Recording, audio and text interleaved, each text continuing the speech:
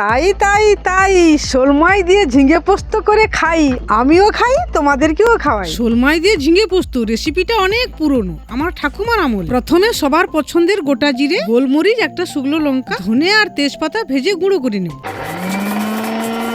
একই সঙ্গে পোস্ত আর কাঁচা লঙ্কাটা পেস্ট করে নেব। তার সঙ্গে আদা রসুনটাকেও পেস্ট করে নেব। কড়াইতে সর্ষের তেল দিয়ে দুটো শুকনো লঙ্কা, কালো জিরে আর কুচানো পেঁয়াজ দিয়ে দেব। শোল মাছটাকে পিস পিস করে কেটে লবণ হলুদ দিয়ে হালকা করে ভেজে নেব। তারপর ওই মাছ ভাজায় কুচনো গাজর, ঝিঙে আর সজনে ডাঁটা দিয়ে হালকা করে ভেজে তুলে নেব।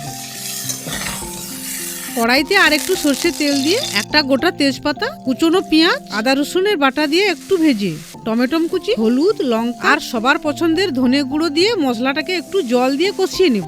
তারপর ভেজে রাখা সবজি আর শোল মাছের ভাজাটা দিয়ে দেবো। পরিমাণ মতো লবণ দিয়ে কিছু সময় নাড়াচাড়া করে পোস্ত, কাঁচা লঙ্কা বাটা জলটা দিয়ে দেবো। কিছু সময় নাড়াচাড়া করার পর আর একটু জল দিয়ে 10-12 মিনিটের মতন ঢাকনাটা দিয়ে দেবো। ঢাকনাটা খুলে পরিমাণ মতন একটু চিনি, কুচনো কাঁচা লঙ্কা, কুচনো টমেটো, ধনেপাতা দিয়ে ভাজা গুঁড়ো মশলাটা দিয়ে দেবো। এখন আমি খেয়ে দেখবো রেসিপিটা কেমন টেস্ট হয়েছে। দারুণ।